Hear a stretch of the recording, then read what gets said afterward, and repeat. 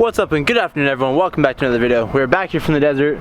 It's now Monday, back to the daily life. My truck is filthy in desperate need of a wash. But today we're working on a very big toy hauler, fifth wheel, some Momentum Grand Design. This thing is amazing here. Jacob over there, already working. So this thing has already been washed and decontaminated, and what we did for that was just using the Adam strip wash, foamed this down, rinsed it, then we're just wiped it down with a microfiber towel to get it all dried up. And now the main goal is to protect it. Something like this, like gel coat, it sits outside, it gets beat by the sun very heavily, so we wanted to use some sort of high UV protectant wax to keep it sealed and protected for a long period of time. Keep a nice gloss shine to it. What we used was Adam ceramic wax, and it's given really nice result. With the Adam ceramic wax, it has given you not a ceramic coating protection, but a much stronger protection than wax. So you're jumping up from a traditional carnauba wax, but you're also stepping down from a ceramic coating. And this thing does not need a ceramic coating, it just needs a nice coat of wax and easy maintenance. And next time we do wash this toy hauler, it'll be much easier for us to wash because all that stuff will not stick to it as easy, and all that grime will just come right off. The only bad part would be the front end, which gets caked on with bugs, so we'll probably have to put some elbow grease under that. This thing should be pretty easy to clean. And when I say Adam ceramic wax, it is this stuff right here, Adam ceramic liquid wax, and you just put it on a foam pad, which we're using over here, a Lake Country Orange HDO pad, and we're just putting it on like a low speed, wiping it across, making sure it's an even coverage. And obviously with this, something this big, you're not going to want to wax it by hand. So by using a orbital buffer, makes your life a lot easier, more efficient, and it works the same. You're not going to put any sort of swirls or scratches on it. As long as you're not putting too much pressure or too high of a speed, you'll be fine. And let's use my dad for example. Back then when they used to wax their cars, always by hand, never with a buffer. And when he found out that I was using buffers to start waxing cars, and yeah, I still do it by hand of course, but on something of this size, a buffer is okay and you're not going to harm the paint. Back then with a rotary buffer, you'll obviously damage the paint, you'll add all sorts of haze and marring, but with an orbital buffer, dual action like that, the Rupes, the chances of you ruining this paint is very slim. You have to really mess up in order to damage this. And with gel coat, you're going to be treating it the same way as clear coat. The only difference is this stuff absorbs a lot more product and it has more pores than clear coat. So what we're doing right now is just trying to go around this entire vehicle with our buffer, and the way we're wiping off the ceramic wax is using Adam spray wax, and that's just adding an extra top coat of protection. We also have Eddie's Life over here. I think he's doing some sort of comparison on like his deleted RAM. Look at him, he's climbing all up under there. But we have a deleted RAM, obviously his, and then we have my client's RAM, which is not deleted. So I don't know what he's doing down there. Let's just go say what's up to him. Alright, so I can go there. Hey! What are you doing down there? We're gonna do some little stuff. It's your next video? To this truck. Well, yours will probably be posted by the time I post mine, so. Yeah, no. This video will be posted for me on Thursday. This will probably be posted tomorrow. So. No. We're looking. He wants to add onboard air. He wants to add some stuff to his vehicle. Something's gonna fall off or what? Yeah, probably, yeah. So he's doing a little comparison, like I said. YouTube Eddie's Life. Go give him a follow. So what are you waiting for over there? What's up? It's guys, a job this size is very tiring. Your arms just get tired. It's just a lot to look at, and by having the right process and thinking beforehand, you'll kind of knock it down quicker. But in theory, it just takes a while. So take your time. Plan on a 2-day process to get this thing completely protected. But for now, back to the video. Grab our wax and keep going from there. And if you've never seen anything like these, I'll show you a little inside right here. Give you a little tour of the interior. It is basically a house. I mean, check this thing out. You have a full 4-person sofa. It has massage seats. It has heaters. I don't even have that in my house. You have a full TV and a fireplace. You got a dual fridge, pantry, your stove and sink right here, full island. Step onto the back to the master bedroom. You have all sorts of cabinets. What's up? Got TV here, full slide out. I mean, that's a pop out, so this comes in. Then let's go over to the back over here to the garage area where you can store your toys, such as the Can-Am. You also got dual bunks back here so you can bring people in. And the nice thing about this garage is you can keep your toys separated from your actual living area, and it keeps it clean, especially the door here. But yeah, man, Also a bathroom right here. So it's got 2 bathrooms in this thing. Basically a house on wheels. Obviously something like this is very, very expensive. I want to say this thing's about 110 grand. Way out of my budget.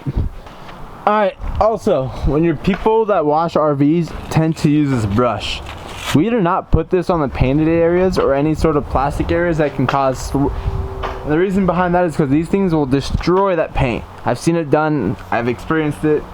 These are a no-go, and the reason why I have it is to clean up the top of it. So we climbed up on the ladder, scrubbed it all down, pressure washed it, got all that stuff out of there, because up top is where all the leaks start to happen. So keeping that clean will keep this thing lasting a lot longer in the future.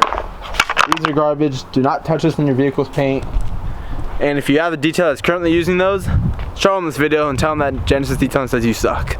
And now that it's desert season, you're gonna want these things to stay protected, because out there it does get hot, it gets sandblasted, and keeping these protected will keep that nice shine for a long period of time. And when you want to sell it, it'll be in tip-top shape, so you get a lot more money for it. Gel coat is also very easy to maintain compared to clear coat, and to bring it back to life does not require as much work. To buff it, it comes right back to life with a nice little finishing polish. You don't have to do much cutting with these.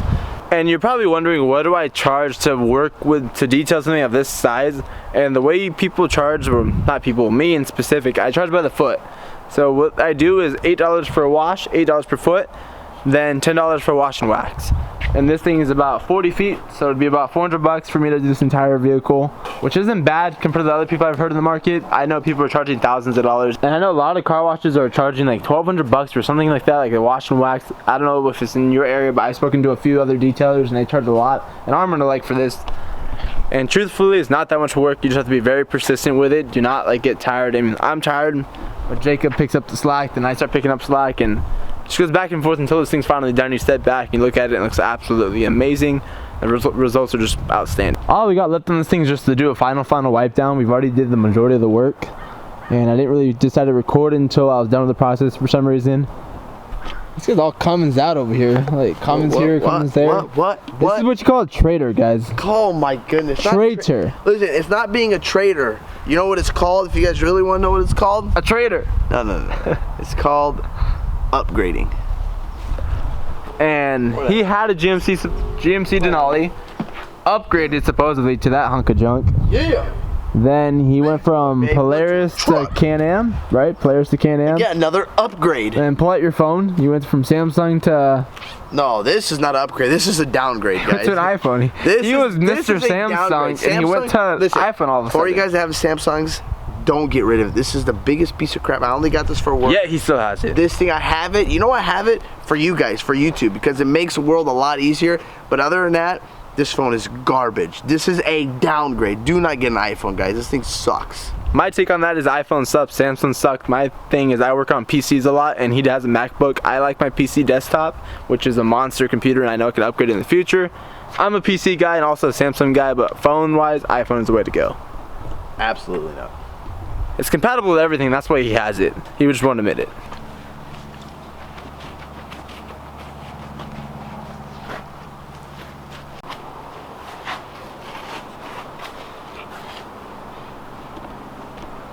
This is also cool. It's a little side, like the back door to go to the garage, so you don't have to go to the main door and get everything all dirty. Out there in the sand, it gets muddy sometimes, and just stepping through here will keep this RV clean and ready to go. Okay, after waxing this entire side, and now we're on literally the last part, we noticed some oxidation right here, and it's very like noticeable, especially compared to the rest of the vehicle. So we grabbed our the polisher again. We're using Transify Burnout on a blue foam pad. Just doing a quick pass to level it out, and if you guys look up top, there's no more oxidation, nice and shiny. But here's the last little spot right here. You can see that. Say what's up. Wanna say what's up? Hey, we got G over here. He's helping us out for the day. Little G. He's finished his homework. He's at his kielbasa. He had his what? I don't know, whatever food he is. So we got this last part right here, then we're all done for the day. And guys, by no means am I the expert when it comes to RVs and all that stuff. I'm mainly a car guy, and like I don't work on these often. I have very few clients that have these, and like I said, by no means am I an expert. I might be doing something wrong. If you guys do know how to use detail RVs and you have any tips for me, leave a comment down below. Any special tools to wash this thing without having to use a brush, also let me know. I have not found a good wash mop well, on a stick, kind of like a microfiber one that's safe to wash without having to put swirls in. Of course, I'll always be using 2 buckets, so that's my main thing. But if you guys have any tips, leave a comment down below for me. Always wanting to learn more of how to take care of these and maintain them, because I myself have a motorhome that is not in tip-top condition, which I would like it to be. And there's always stuff to learn, like I said. So let me know, leave your comments down below, or even if you guys know a good detailer that does RVs in specific, tag him so I can at least reach out to him and learn some stuff from him. Alright, after a few long hours, we finally got this thing all dialed in. We did a final wipe down. We ended up waxing on the undercarriage right here and clean up all the windows, so streak-free finish. All the trim is now dialed in. This thing just came together very, very nicely. As you can see, it's very shiny now, and it will be protected for a long period of time, prevent anything from fading, getting oxidized over time, especially that it sits outside with no cover, that the sun just bakes it. If you have a vehicle of this sort, like an RV or a toy hauler, you're gonna want to keep it protected, because that gel coat will start to oxidize, and it's very noticeable when that starts oxidizing. Then you start losing the shine, and that will start to crack. So over time, making sure that your RV or toy hauler is protected is going to allow it to stay new for a long period of time without having to repaint or do anything like around body work. But that's all I got for you guys today. If you did like this video, give me a nice thumbs up, press subscribe. If you do know anyone that is specializing in RVs or toy haulers and all this stuff, put a comment down below. Let me know who they are, because I would like to reach out to them and speak to them about this topic and learn more, of course. But that is it for today. See you guys next time. Peace. Peace.